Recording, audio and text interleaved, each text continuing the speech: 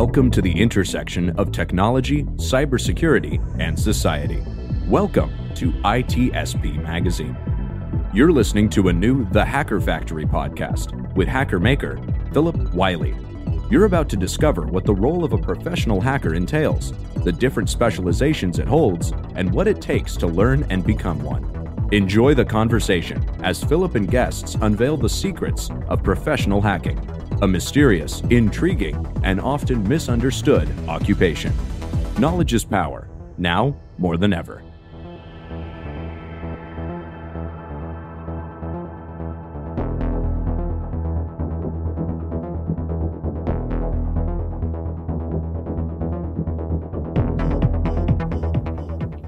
Hello and welcome to another episode of the Hacker Factory podcast. I'm your host, the hacker maker, Phillip Wylie. This episode, I'm happy to bring Nader Zaveri onto the show. We've been connected through social media, and he was gracious enough to take time out of his schedule to join us today. So welcome to the show, Nader. Thank you. Thank you so much for having me. Really excited to be on here. Yeah, it's great to have you. So how is your new year going so far?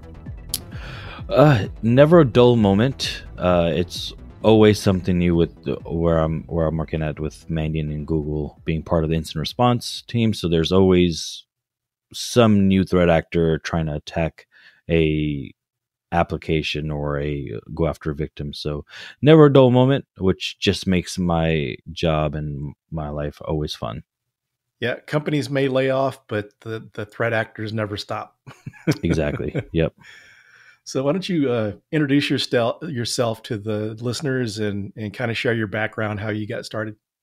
Yeah, definitely. So my name is Nader Zaveri. I am a senior manager with Mandiant. Now we're part of Google Cloud as an incident response and remediation consultant. What that means is usually when an organization is breached, they call an incident response firm, which is Mandiant, and we come in and try to assess what happened, try to figure out the storyline of attack. How did the attacker got in the environment? What happened? Was there any additional data access? Was the data exfiltrated? How was the attacker able to maneuver through the environment? And so we help try to paint the entire picture for the organization. And really with my team as well, we try to help contain, remediate, and kind of kick out the bad guys during an actual live incident. So I have about 15 years experience. So before getting into Mandiant, which I've been part of Mandiant for about 4.5 years now, I started my career at a very kind of traditional IT route. In my cybersecurity career, I was your traditional kind of help desk, desktop engineer, where, because we're talking, I'm aging myself a little bit. There was no kind of considered cybersecurity department. If you look about 15 years ago, it was, everyone wore multiple hats, and at that, one of those hats had to be security. And one of the things that I've always, when I was in help desk and desktop, that kind of helped propel me into the cybersecurity or the security realm was throughout my journey in help desk and in desktop, I always had kind of a security mindset. So, I started desktop and help desk, and I went to system admin, system engineering, went into then being like an architect, an Active Directory architect. And finally, when cybersecurity started getting a little bit more buzz, they created a separate department, which, because I've always been very security focused mindset, I was one of the first people to be kind of volunteered for that job. That thrusted me into the whole cybersecurity, where security is what I ate, drank, and slept. And what happened after that is stayed at that organization and then got plucked up by the Big Four into consulting. So I was at a Big Four consulting for about 3 years, and then the last 4.5 years here. So altogether about 15 years of experience. Very cool. So what kind of drew you into the incident response side of things? So incident response has always been, what I've always viewed as, the end game, because throughout my time, I worked in multiple domains. So if you think of like the CISSP domains. I've worked in multiple domains, identity and security monitoring. And also when I was in consulting, I was doing a lot around risk management, things like that. And also part of the pen testing, so ethical hacking teams. So when I was doing that, I always had an affinity for the blue teaming side, even when I was part of the red teaming pen testing team, knowing that when I am invoking this Mimikatz, when I am performing these types of commands, what are some capabilities from a logging standpoint? Can Sysmon or some event logs capture this? If so, what are the triggers? What are the thresholds that would probably allow it to alert? So I've always kind of been very blue team focused. So then getting into incident response was just the perfect culmination, I felt like, where I can not only perform incident response and investigation and forensics, but also a lot of times we do proactive assessments. So we take our knowledge from the incident response cases, maybe some new novel way we're seeing, and then just shoehorn that straight into other organizations that want or do not want to be breached and try to help secure them as well. Yeah, that's a very interesting path, and one of the things I would share, because I used to teach ethical hacking and web app pen testing for Dallas College, and anyone who's interested, I tell you, even if you don't want to be on the red team side, you don't want to be a pen tester, understanding that knowledge is going to help you be a better defender, and so you're kind of a testament to that. Yeah, definitely. Because when we're seeing just the forensic artifacts, because of our knowledge of pen testing, we can say, okay, yeah, they invoked this specific tool, and that will help us then start looking for other TTPs, so tools, techniques, and tactics and procedures that a threat actor would use. So definitely, I would say a great incident response consultant are also very good at red teaming. Actually, one of the best ones that we have on our teams are those who can, sometimes run and do testing on their own environment to say, hey, is this really what triggered it? And they'll do like a red teaming exercise in a whole lab environment to see if what we're seeing from the organization, from the victim organization in terms of forensic artifacts is what we're thinking happened. So what are some other areas that if someone's interested in getting into incident response, that's good background to have, a good place to pivot from, per se? Yeah, some good places is like infrastructure, right? So cloud security infrastructure. So if you are in help desk, and if you're working in Active Directory or system admin, and Active Directory is almost every IR has some form of Active Directory component. Maybe it might be a total breach of Active Directory where the threat actor was able to get domain admin, or some form of breach of Active Directory because of identities, sometimes all culminating through Active Directory groups and things like that with SSO. So even if you are part of, an organization, being a system admin, knowing Active Directory, knowing these fundamental networking principles, where these fundamental networking principles then allow you to better understand what's happening on the other side. Because really, you can't defend something you don't know how it works, right? And so, as being part of the operations, being part of IT that maybe not into cybersecurity just yet, you're understanding the operational aspects of how these technologies work, which then allows you to help defend and also help gather forensics, because you know what a normal operation will look like versus if somebody who is just doing forensics on a system that they have no idea what's happening. It just makes it a lot more difficult. So would you say like a SOC analyst would be a good position to pivot from, the experience that you get as a SOC analyst? Yeah, definitely. I would say the easiest position probably to pivot from is the SOC analyst, where your traditional red teaming, especially certain MSSPs, if you have a capability of getting part of them, is you're able to see the investigation process, the triaging process, and then depending on your organization, you may be able to also get into endpoint review of it. So definitely starting from a SOC or SOC analyst level 1 is a perfect gateway into possibly getting into becoming an incident responder. It's definitely a lot of times when we get our new incident response people, they are people who have been SOC analysts or SOC engineers for years and making that transition into incident response. Yeah, something else I know you hear a lot about these days is threat hunters. Is that kind of part of incident response? So Or not from an incident response, but definitely SOC analysts. So a more mature organization would not only take you when you're doing SOC, you're just, you're responding to alerts that are happening. What threat hunting is, you then take it into the offensive where you're proactively looking like, okay, this is a threat profile for this threat actor that we know targets our industry and our type of organization, our size of organization, our industry, our vertical. We are now going to take the TTPs associated, the tools, techniques, and procedures associated with this threat actor, and now we're going to try to run across our environment to see if one we could gather anything. This is where the purple team comes in, where the red team meets the blue team, and where you can create threat hunting exercises to see, are we able to catch these specific loggings? What level can we catch it, right? Because at the end of the day, you can put in all the defenses.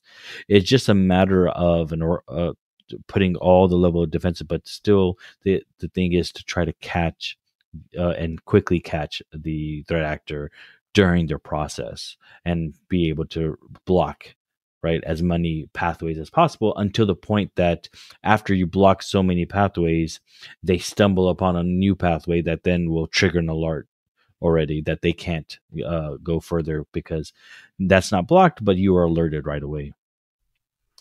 So, what advice would you have for someone that's wanting to get into the industry, wanting whether it's IR or some other areas of cybersecurity?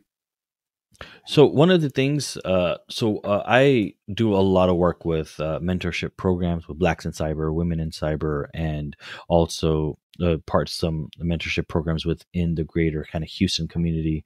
And when I am talking with folks, there's a lot of transferable skills that are there within your general job that's maybe not even an IT job that can transfer into a cyber realm, right? The customer facing skill set, the ability to quickly analyze events that are happening, but also even if you're going from a traditional technology role, you could be just a traditional network analyst and wanting to get into cyber. There's certain certifications you probably want to take, right, that will allow you, that you may not have the enterprise experience, but you can show to recruiters and to hiring managers that you do have the foundations and fundamental principles that are associated with the role that you're trying to go for. So really there's a lot of transferable skills, as well as, I'm big on a lot of CompTIA certifications. I know a lot of times a lot of people like to poo-poo them a lot. I feel like they are a great vendor agnostic capability with just getting started. Like I know a lot of people who went from being petroleum engineer into cybersecurity, and within a few months went from petroleum engineering, getting laid off from being a petroleum engineer, and then within a few months getting A plus, getting security plus, getting CISA plus, and all that, the different types of certifications, which then allowed them to land a SOC analyst position, right? And so those are all different ways that I feel like somebody can help get their foot in the door. And one thing is definitely never sell yourself short, for sure. Yeah, I kind of agree with you there. With some people underrating the CompTIA certifications. I mean, they're good certs. When I was teaching at Dallas College, Mm-hmm. when I started out, I was using Georgia Weidman's book on pen testing, and that spring, I guess the beta for the Pen Test Plus come out, and I started Yep. reviewing the content, watched the trainer videos, and then just kind of looking at some of the Security Plus stuff and seeing how they introduce you to some of those concepts before you get into that specialization is really good. And as you mentioned, vendor neutral. It's not someone's Yep. course teaching you on, their slant or their flavor of operating system firewalls or whatever. It's vendor neutral and relevant to the industry. Yep, definitely. I would always have every. Actually, I was just asked this question yesterday on LinkedIn. I have a niece. They're trying to get started in cybersecurity.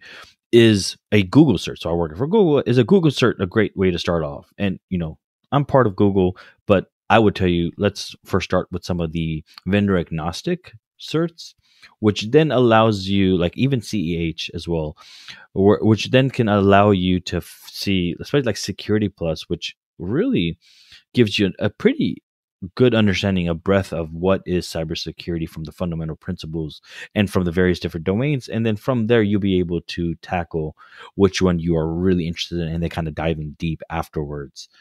So, coming in with very vendor agnostic type of certifications, and then moving on to, once you find something that you are really looking for, you go for a more vendor specific, a more specialized type of cert. So is there any good IR training out there that you'd recommend for someone? If you have the capability, and I would always recommend SANS' GCIH, and GCFA. Those are amazing certifications, very pricey. So I understand it's not for everyone. If you're able to get part of the program, they have a program for student program, or if you have your organization be able to pay for it, that is something that I would always recommend. But in general, there are some really great kind of open source tools where you have vulnerable by design type of things, or something like flaws.cloud. So if you're trying to get into cloud, there's a thing called flaws.cloud that was made by Scott Piper, which is a vulnerable cloud platform. And then there's great YouTube videos out there that walk through that and kind of show you the incident response capabilities of what's happening, the forensics that happen for, let's say, a compromised S3 bucket or something like that. But really, another thing I would say is EC Council has a great certification around incident handling. That gives you great kind of very fundamental concepts and gets you into a little bit of the incident response capability, but also CISSP Plus from CompTIA. That does really good with network forensics. They'll have you take a packet and throw in a Wireshark, and you have to then analyze the packet, exactly what's happening. So I would say those are kind of the big ones that are kind of right out the bat, especially for beginning people. And to kind of further the conversation on education, do you think a degree is required for someone that wants to get into cybersecurity? Yeah, it's definitely not required, especially because a lot of colleges do not have a cybersecurity program yet.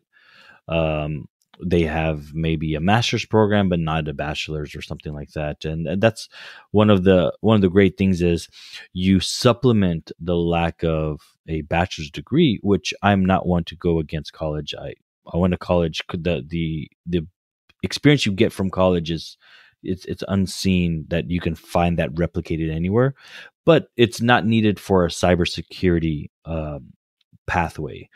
But what you want to do is, if you don't have the college degree or the master's or the bachelor's of cybersecurity, you can supplement that with certifications and with experience, especially with certifications that if you don't have the experience yet because you're trying to get the foot in the door, certifications will it'll help you get through that initial HR process, right? Once you get in the initial HR process, it's just a matter of you being able to showcase your knowledge and skill sets to the hiring manager.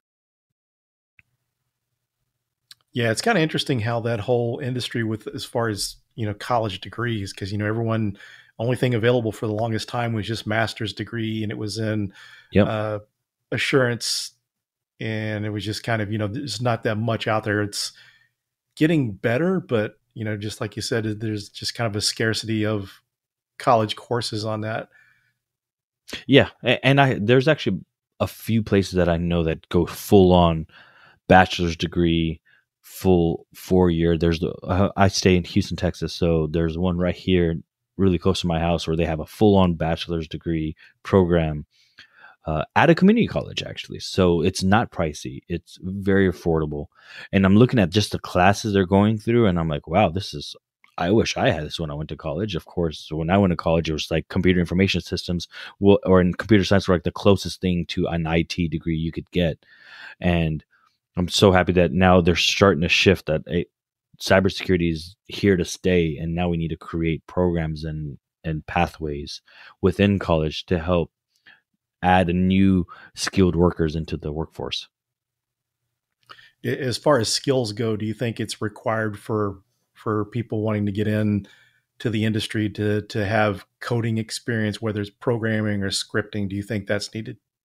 It's not needed. Definitely not needed. Heck, I'm not a great coder or scripter. I can tell you right now. I can do commandlets, so I can do commands, which is 1 to 2 lines. I can put that together, but full on, hey, write me a code or application. That's something that I myself, and I know my limitations, so I know myself. I'm not great at it, and it's not needed for every position. Now, if you do have that, that is an amazing skill set, especially Python and Go, where these are languages that are constantly being used by, if you want to get into red teaming, if you want to get into doing data analysis to help with data analysis. So a lot of times we got some interns in last year who were great at coding, and they're getting into their cybersecurity, and they were great at Python coding, which then we wanted to utilize their skill sets to help with our own data analysis that we're doing. So we got them on board and helped them with data analysis. So that is definitely a skill set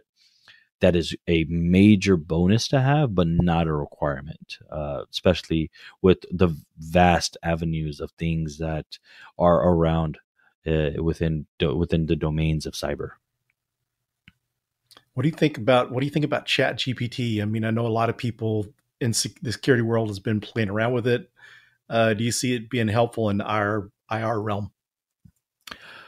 I haven't seen it used in the IR realm, in all honesty, but I've seen it used like in the red teaming, creating malware, which they kind of stopped doing that, but also creating an entire like phishing campaign, creating a C2. So it's amazing, right? And this is just another thing that defenders have to get ahead of, because now your misspelling of some of Nigerian prince's email is now not going to be misspelled anymore. It's going to be very realistic, very believable, and now phishings are going to be a lot more crafted, more neatly and more concise, where the chances of your average Joe being able to click on that is probably going to be a lot more likely.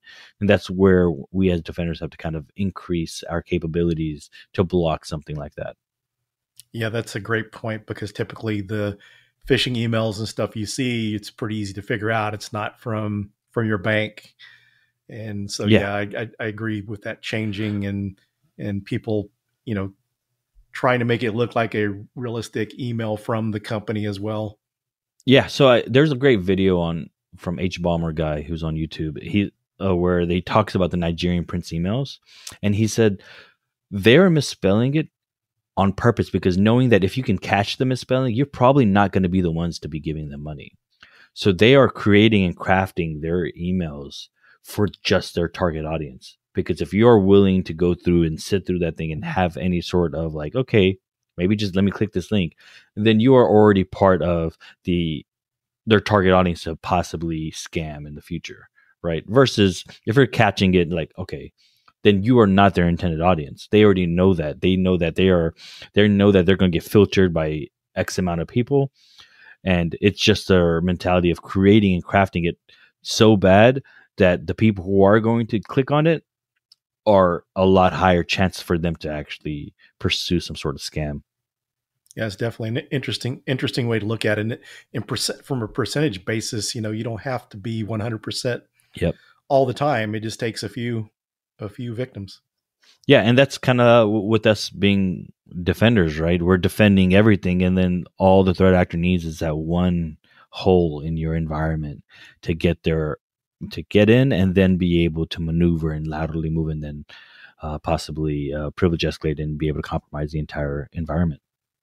Yeah, and speaking of the phishing and stuff, it still remains, it seems like, one of the easiest paths in, because people can have really good endpoint protection, have everything going right, but all it takes is someone to click on the wrong email and threat actor has access. Yeah, that's still one of the top ways that we see clients get compromised. Actually, the past 2 years, we've actually seen a downturn, not a downturn, but an uptick for vulnerabilities being the initial access capability for a threat actor to come in. So a vulnerable application, a vulnerable system being the initial access for a threat actor to come in, as opposed to your phishing. So maybe all that phishing training we're going through is working. A lot of the email protections that are happening is getting better. But with ChatGPT, now the data is still yet to be seen on how does that change the game. Yes. Yeah. And one of the interesting things is just like see that the people are just kind of having to see now that with the use of Chat GPT is making sure they're not putting in sensitive data into Chat GPT, because that's not good. Oh, You're yeah. feeding it. Yeah. Yeah, people actually feed it straight data and then create like data analysis. So I feel like, I'm not one, as I said, I'm not great in coding and I'm not great at Excel. I'm okay with Excel, but when it gets to the higher forms of Excel, asking it to create Excel equations and things like that. But then I'm seeing people actually put in their entire data set and then have ChatGPT perform the analysis, which is, if it's sensitive data, that's something that you probably do not want happening. Yeah, I agree. So we're getting down towards the end of the show. Is there any advice you'd like to share before we end this episode? Yeah, no, definitely. I think overall, if you are starting your career in cybersecurity or trying to think about starting a career in cybersecurity, one of the things you have to just understand is there is a shortage of cybersecurity professionals. The work is out there. It's just a matter of how can you help create and craft your career path to able to achieve that type of work. And cybersecurity itself is just a vast field. There's so many domains and subdomains. Not everything has to be hacking and ethical hacking, which I know is the sexy part, right? Everyone looks at Mr. Robot and all these movies and it's sexy work, but there's a lot of other kind of unsung heroes within cybersecurity that may not get the shine. That there are other pathways that are not as, let's say, as treacherous, that are not that competitive, that are just out there. It's just a matter of you to be able to find it and create your plan, your career path to be able to capture that type of degree and career. Some great advice there, and it's just one of the things too that glad to hear you mention that because so many people trying to get into the industry only know about the Red hacking team part of things. Yeah, that's all they know about. So I think as an industry, we need to communicate more of those other type of roles because some of those other roles are pretty cool. I mean, it's threat hunting sounds interesting. Incident response. There's a lot of interesting areas in that, and sometimes when you think it's all Mr. Robot and James Bond kind of stuff, it's not when it comes to red teaming, when you're having to go through and validate SSL and TLS related vulnerabilities. That's and it's not always sexy because sometimes you just put in your application and let it run, and now you're just sitting around twiddling your thumbs when your tool is running. So it's not as sexy as it comes off, right? And one thing is being from the red teaming life and then getting into incident response. I'm like, I love incident response because, especially with Mandiant being the foremost leader in incident response, there's not a major incident that it gets hit in the newswire. 70-80% of the time, it's us investigating. So we are in the know of the latest threats and the trends that are happening, which then after we're done with our IRs, we then say, hey, here's a new way. We saw these threat actors exploit this system. We then send that to the red teamers and help them craft new ways and methodologies. So it's always, there's, like I said, it's a vast array of things within cyber. And it's not just red teaming. It's risk management. It's vulnerability management. It's threat hunting. It's SOC analysts. It's many different things, even infrastructure security and cloud security. There's a lot of different avenues within the cybersecurity realm. And it's not just, hey, let me just go ethical hacking. Some good points, and sometimes some of the other roles like SOC analyst are easier to get into compared to red team or pen testing. Yep, definitely. I would say SOC analyst, it would be a great role because if you even go out, you won't see a lot of junior pen testers out there. When you look at the job descriptions, they want seasoned pen testers. There's what I want to look at is, a lot of times you'll see like SOC analyst 1, things like that. That'll be a great way to get your foot in the door and just be able to eat and breathe cybersecurity as your day job. And then, of course, continue with your hack the box and continue with the try hack me's and continue with your vuln DBs and the very different various different hack the box types of platforms out there to continue your education while still enhancing your blue team knowledge, because your blue team knowledge and your red team knowledge will oscillate and it will help one another out. It's never something that just because you know something on the blue team that means nothing to a red teamer. Very good advice. I appreciate you joining. Thanks a lot. It was great to hear more about your story, and I am sure that the listeners will get a lot of good out of the advice that you shared with us today. Thank you so much for having me. Thanks, everyone, and we'll see you on the next episode. We hope you enjoyed this episode of the Hacker Factory podcast with Phillip Wylie. If you learned something new and this podcast made you think, then share itspmagazine.com with your friends, family, and colleagues. If you represent a company and wish to associate your brand with our conversations, sponsor one or more of our podcast channels. We hope you will come back for more stories and follow us on our journey. You can always find us at the intersection of technology, cybersecurity, and society.